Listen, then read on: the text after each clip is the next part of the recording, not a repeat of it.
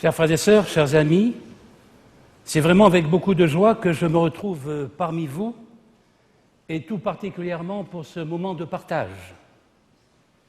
Puisque nous sommes dans un temps de rentrée ecclésiale, et par conséquent de promesses, d'engagement, et peut-être de vocations nouvelles, l'Église, je n'en doute pas, assumera avec plus de force encore sa responsabilité d'annoncer la bonne nouvelle. Mais puisque bonne nouvelle il y a, et que, reprenant le discours de Jésus, nous répétons « Réjouissez-vous, c'est arrivé, le royaume des cieux est à vous », et encore « La bonne nouvelle est annoncée aux pauvres », et encore « La promesse est tenue, vous êtes sauvés », comment se fait-il que nous butions sans cesse sur la gratuité du salut? Certes, nous affirmons avec force que Dieu, en Jésus-Christ, accomplit parfaitement le salut de l'homme. Certes, ce salut est objet d'espérance, comme le dit l'apôtre Paul lui-même. Il ajoute aussi que l'espérance ne trompe pas, car l'amour de Dieu a été répandu en nos cœurs. Et bien sûr, nous voulons en vivre.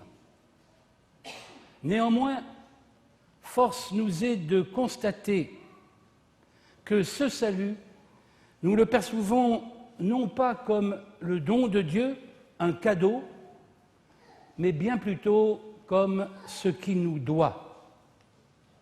Ainsi faisons-nous du salut la récompense du travail que nous aurions accompli.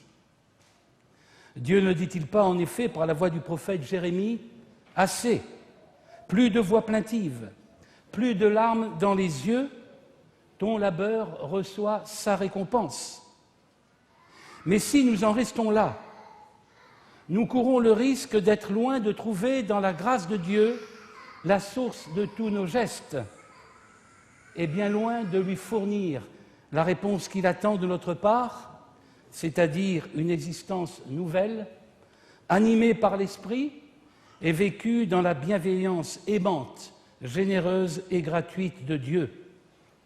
À la vérité, nous serions davantage tentés de nous glorifier de nos propres œuvres. Ce refus de la gratuité, puisque refus il y a, n'est en rien nouveau. Il constitue le péché qui, dès le commencement, s'est manifesté en Éden. Et plus exactement, s'agissait-il de la prétention de nos lointains parents de vouloir s'approprier en arrachant des mains mêmes de Dieu ce qu'il leur fallait accueillir avec la plus grande des gratitudes. À leur suite, et comme eux, nous avons, quoi qu'on prétende, beaucoup de difficultés à vivre de la seule grâce de Dieu. Bien que proclamant Yahvé, Dieu de tendresse et de grâce, lent à la colère et riche en miséricorde et fidélité, nous avons du mal à comprendre ce qu'est cette gratuité ou tout simplement ce qu'est l'amour de Dieu. Et amour d'autant plus inouï qu'il est offert à des hommes et des femmes ennemis de Dieu selon les mots de l'apôtre, et ceci explique peut-être cela. C'est la parabole contenue dans l'évangile de Matthieu, au chapitre 20, et à partir du verset 1er, qui servira de support à notre réflexion. Je vous invite donc à vous reporter à l'évangile de Matthieu, au chapitre 20. Nous lirons la parabole dans son intégralité. Car le royaume des cieux est semblable à un père de famille qui sortit dès la pointe du jour afin de louer des ouvriers pour sa vigne. Et étant convenu avec les ouvriers d'un denier par jour, il les envoya à sa vigne. Il sortit encore vers la 3e heure, et il en vit d'autres qui étaient sur la place sans rien faire. Et il leur dit « Allez vous aussi à ma vigne, et je vous donnerai ce qui sera raisonnable. » Et ils y allèrent. Il sortit encore vers la 6e et la 9e heure, et fit la même chose. Et vers la 11e heure, il sortit, et en trouva d'autres qui étaient sans rien faire, et il leur dit « Pourquoi vous tenez-vous ici tout le jour sans rien faire ?» Ils lui répondirent « Parce que personne ne nous a loués. » Il leur dit « Allez vous aussi à ma vigne et vous recevrez ce qui sera raisonnable. » Quand le soir fut venu, le maître de la vigne dit à son intendant « Appelle les ouvriers et leur paye leur salaire, en allant des derniers jusqu'aux premiers. » Et ceux de la 11e heure étant venus, reçurent chacun un denier. Les premiers étant aussi venus, s'attendaient à recevoir davantage, mais ils reçurent aussi chacun un denier. Et l'ayant reçu, ils murmuraient contre le père de famille. Ils disaient « Ces derniers n'ont travaillé qu'une heure, et tu les as égalés à nous qui avons supporté le poids du jour et de la chaleur ?» Mais il répondit et dit à l'un d'eux « Mon ami, je ne t'ai fait point de tort. N'es-tu pas convenu avec moi d'un denier? Prends ce qui est à toi et t'en vas. Je veux donner à ce dernier autant qu'à toi. Ne m'est-il pas permis de faire ce que je veux de ce qui est à moi? Ton œil est-il méchant parce que je suis bon? Ainsi, les derniers seront les premiers et les premiers seront les derniers, car il y a beaucoup d'appelés, mais peu d'élus. »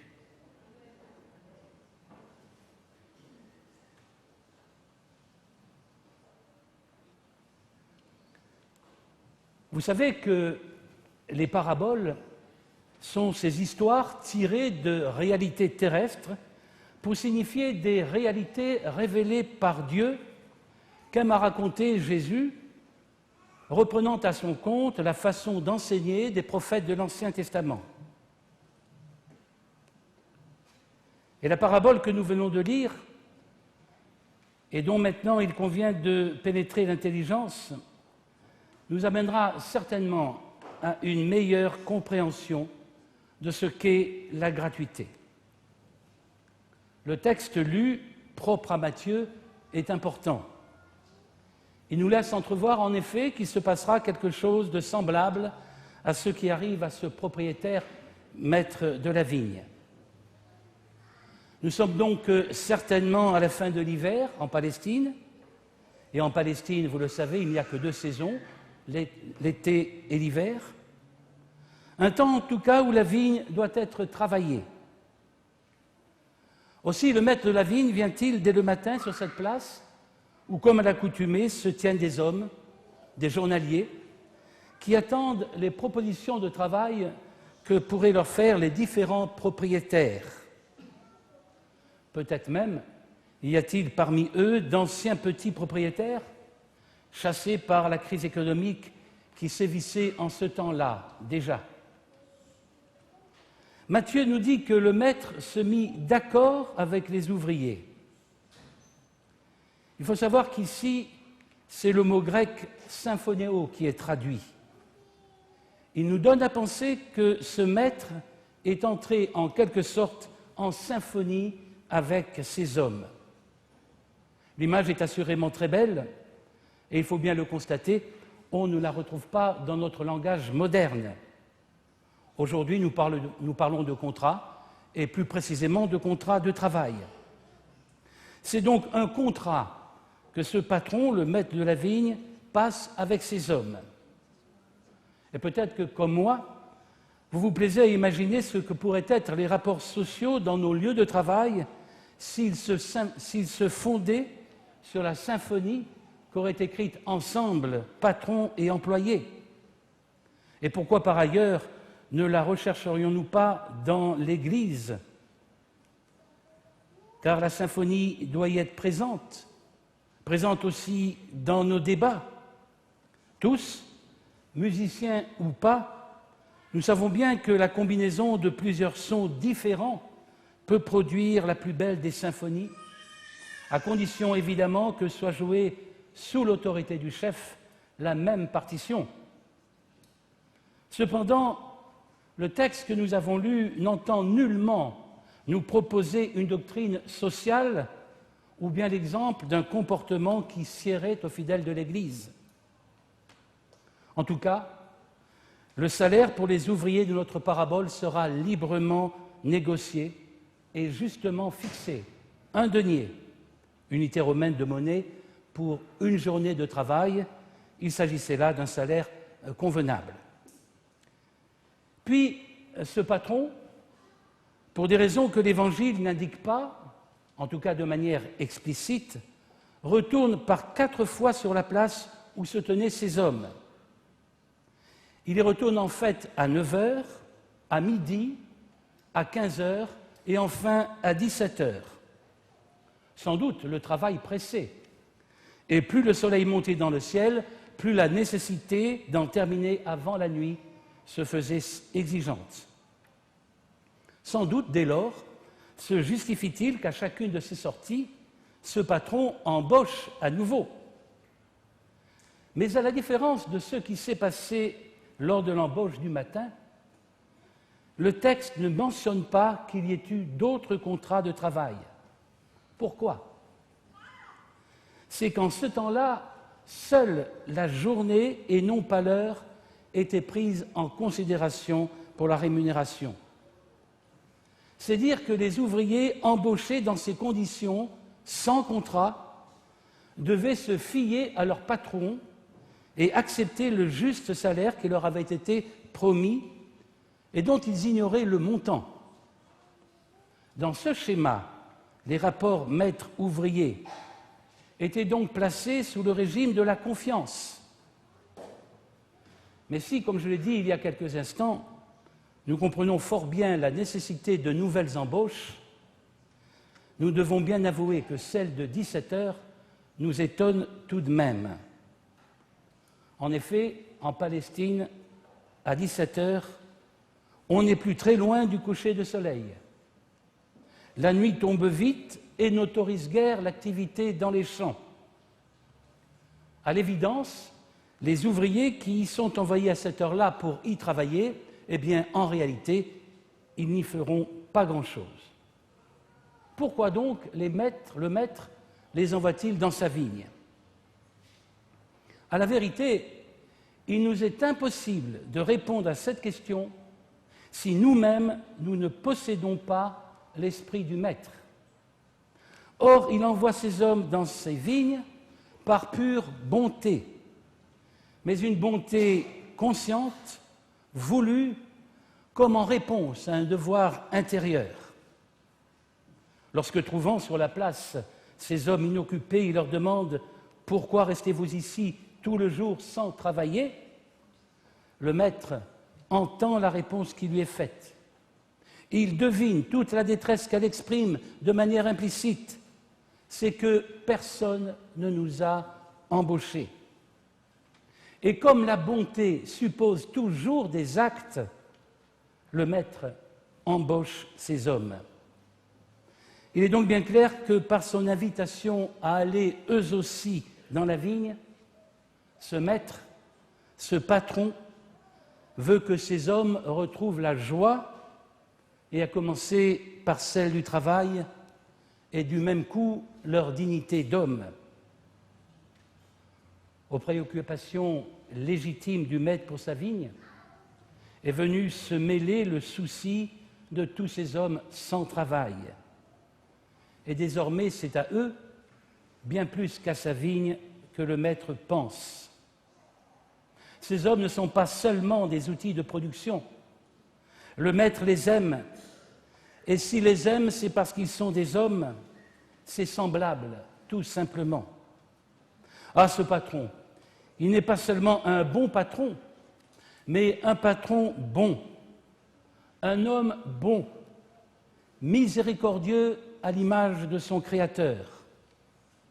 Aucun égoïsme ne l'habite, et surtout pas lorsqu'il est confronté à la misère humaine. Et l'Évangile poursuit en rapportant que le soir étant venu, le maître de la vigne dit à son intendant « Appelle les ouvriers et paie-leur le salaire en allant des derniers aux premiers. » Or, ceux de la 11e heure, s'étant présentés, reçurent chacun un denier. Paie-leur le salaire en allant des derniers aux premiers. Pourquoi une telle injonction ? Oh certes, nous savons que nous avons affaire à un patron atypique. Sa bonté ne nous a pas échappé. Mais ici, s'agirait-il d'une bizarrerie, d'un caprice, de n'importe quoi, comme le dirait un enfant? Réfléchissons. Viennent donc les ouvriers de la dernière heure, ceux de 17 heures, les derniers embauchés. Franchement, croyez-vous qu'ils espèrent grand-chose? Trop heureux d'avoir, pendant un trop court instant, retrouvé la satisfaction d'appartenir au monde du travail, ils n'ont aucune prétention particulière. Tout juste s'attendent-ils à recevoir quelques pièces de monnaie et peut-être un repas pour la joie. Vous connaissez bien sûr toute la symbolique du partage de la table dans les Écritures, où Jésus lui-même affirme que dans son royaume, nous mangerons et boirons à sa table. Le maître de la vigne, quant à lui, connaît toutes les pensées dont sont animés ses ouvriers. Il sait que ces hommes-là, qu'il n'a appelés qu'à la 11e heure, ne revendiquent même pas la qualité de travailleurs. Ces hommes pensent qu'ils n'y ont pas droit. Ils acceptent d'être considérés comme des travailleurs de seconde catégorie et eux-mêmes, ils se considèrent vraisemblablement de cette espèce. Peut-être même ne sont-ils plus en mesure de crier comme le psalmiste « Pitié pour moi, Seigneur ». Alors voyez-vous, c'en est trop pour ce maître. Il ne peut supporter tout cela. Et pour montrer à ces hommes qu'ils sont d'égale qualité aux premiers, eux, les derniers embauchés, ils seront les premiers payés. Ils recevront eux aussi un denier, un vrai salaire. Car ce qui compte aux yeux du maître, ce n'est pas le temps passé dans sa vigne. Ce qui compte, c'est que ses ouvriers aient été, ne fût-ce qu'un moment, ses collaborateurs. Et il les traitera donc en vrais collaborateurs. Dans ce schéma-là, il n'y a pas de charité humiliante, mais une bonté qui oblige sans abaisser, une compassion sans misérabilisme. Quant aux ouvriers du matin, eh bien eux, ils recevront devant tous le salaire qu'ils avaient librement négocié et fixé et que le maître aimera leur donner. Ici, c'est de justice dont il s'agit. Et la justice n'a pas à se cacher. Cependant, une chose nous étonne encore, c'est que ce patron ait voulu que les ouvriers au travail depuis 6 heures du matin voient ce que recevraient les ouvriers de 17 heures. Pourquoi? Mais tout simplement pour que les ouvriers de la première heure puissent s'associer à la joie de leur patron, pour qu'ils puissent avec lui se réjouir du bonheur des ouvriers de la 11e heure. Assurément, la justice n'exigeait pas cela du maître. Ce qu'elle réclamait, c'est le paiement de la somme convenue, tout simplement un denier. Nous voyons donc bien que la bonté du maître va au-delà de la justice. Et si le maître est bon avec tous ses ouvriers, peut-être même l'est-il plus encore avec ceux de la première heure. Je dis bien ceux de la première heure, eux qui sont invités en fin de compte à être ses égaux dans la joie de donner. Il n'échappe à personne, j'en suis persuadé, que la bonté du maître était d'unir ses ouvriers entre eux et de les unir à lui, pour qu'ensemble, dans une confiance réciproque, ils puissent connaître bonheur et joie. Et je pense à cette parole de Jésus, « Père, je te prie pour qu'ils soient un ». Cependant, notre texte montre fort bien que le projet du Maître ne s'est pas réalisé.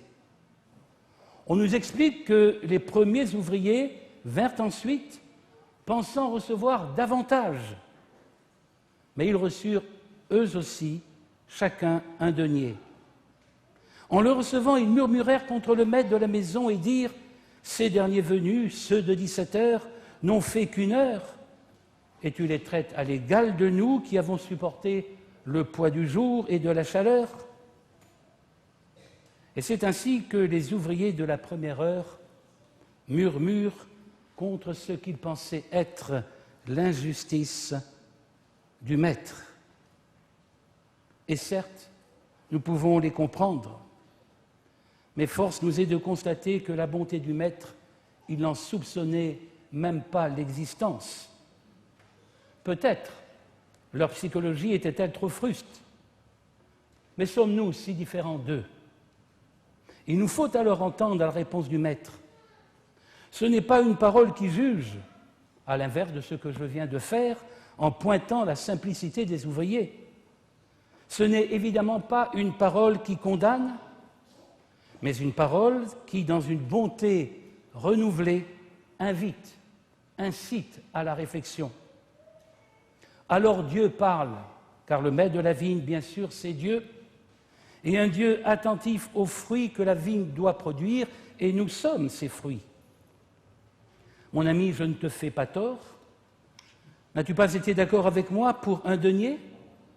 Prends ce qui est à toi et va-t'en. Je veux donner à celui qui est le dernier autant qu'à toi. Ne m'est-il pas permis de faire de mes biens ce que je veux? Ou vois-tu de mauvais œil que je sois bon? Question importante s'il en est. Il y a même là de la solennité. Et ceux qui l'entendent, vont-ils laisser le souffle d'amour labourer leur cœur, ou au contraire, leur colère et leur jalousie les condamner? Comprendront-ils enfin que la joie véritable, profonde, ce n'est pas tant celle de recevoir, mais celle de donner, tant il est vrai que la générosité est une grâce, un fruit de l'amour qui vient de Dieu. Jean, dans sa première épître, en rend compte et nous appelle à ne pas nous fermer à la compassion.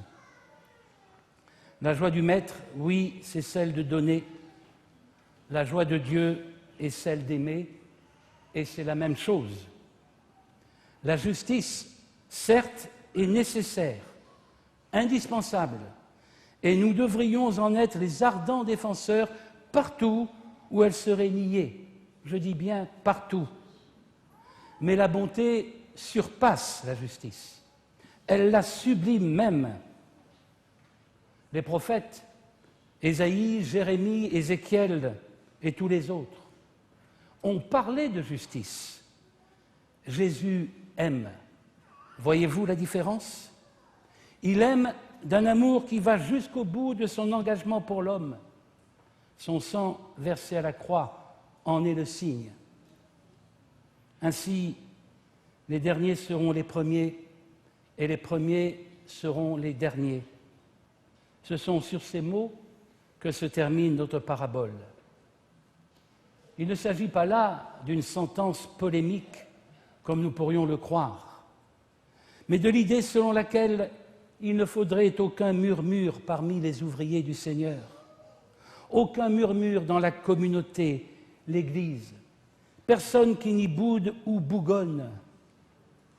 Au reste, ne nous y trompons pas, tout le sens de la parabole que nous avons parcourue ce matin tient dans l'apostrophe du maître de la vigne qui revendique le droit d'être bon et de donner à qui lui plaît sans faire injure à personne. Car c'est ainsi que s'exerce la liberté souveraine de Dieu qui accueille qui il veut dans son royaume, et notamment les derniers venus. Si les ouvriers de la première heure étaient rentrés dans la joie de leur maître, il n'y aurait eu ni dernier, ni premier, mais une communauté unie sur un même rang et dans une joie commune.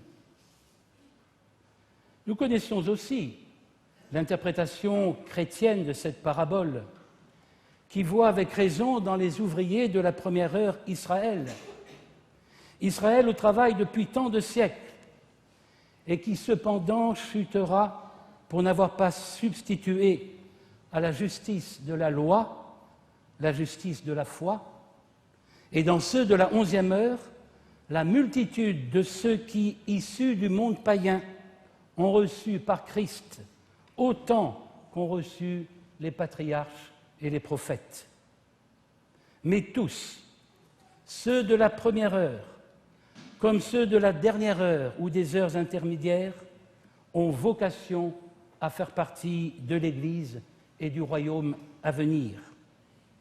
Mais la question qui me préoccupe en cet instant, et pour conclure, n'est pas tant celle de l'Église, de son unité ou du royaume, que de savoir à quelle catégorie d'ouvriers nous appartenons. Sommes-nous des ouvriers de la première heure, de la dernière heure ou des heures intermédiaires? Autrement dit, comment nous situons-nous par rapport à Dieu et aux autres? Quel est le mode de notre collaboration à l'œuvre de Dieu? Quel type de chrétiens sommes-nous? Quelle espérance sommes-nous capables de communiquer? Quel type d'ouvriers sommes-nous dans l'Église? Si je suis un ouvrier de la première heure, alors je suis sous le règne du dû. En effet, j'ai un contrat, j'en revendique l'exécution, puisqu'il fait la loi entre les parties. Sous ce régime, je me compare aux autres, et le plus souvent, je les envie ou je les méprise. Devant Dieu, bien sûr, je suis le seul compétiteur qui compte. Et conscient de mes droits, j'entends bien que Dieu les reconnaisse. Et encore, faut-il que mes mérites n'échappent pas plus à Dieu qu'aux yeux des autres. Au moins, à leur égard, ma satisfaction et mon profit seront immédiats. Ici, comment ne pas penser tout particulièrement à celui qui, dans le temple, priait tout haut, afin que tous puissent se rendre compte de ses mérites et l'en louer. La modestie, l'humilité ne sont pas les qualités premières des ouvriers de la première heure. Cela oublie qu'il faut que celui qui s'approche de Dieu croit que Dieu est et qu'il est le rémunérateur, certes, mais le rémunérateur de ceux qui le cherchent. Hébreux 11:6. Si je suis un ouvrier des heures intermédiaires, je me rends bien compte que je ne peux pas en référer à la seule justice de Dieu. En effet, je n'ai pas de contrat. Il me faut donc compter sur la bonté de Dieu. Cependant, ayant travaillé dans les champs, certes moins que les ouvriers de la dernière heure, mais beaucoup plus que les ouvriers de la première heure, il me vient, ou l'inverse, vous avez compris, il me vient à l'esprit cette idée que le maître me doit bien quelque chose. Et vous suivez bien, c'est bien. Car après tout, j'ai rendu bien des services et j'ai donc quelques mérites à faire valoir. Aussi conviendrait-il qu'il soit rétribué. Après tout, Dieu ne paye-t-il pas chacun suivant ses œuvres, comme le dit l'Écriture?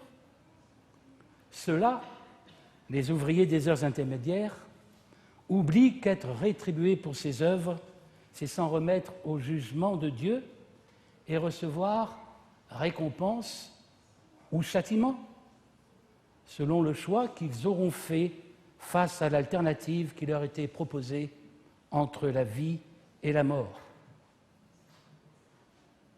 Si je suis un ouvrier de la 11e heure, c'est que, n'ayant aucun contrat, je sais que rien ne m'est dû. Ce que je reçois m'est donné par pure bonté, par pure grâce, sans que je sois assujetti à quiconque, mais reconnaissant envers celui qui me manifeste tant d'égards. Oui, tout est don. Sans fausse humilité, j'accepte et n'oublie pas que je suis un serviteur inutile, quand bien même j'aurais fait tout ce que j'avais à faire, comme m'y invite Jésus dans l'évangile de Luc.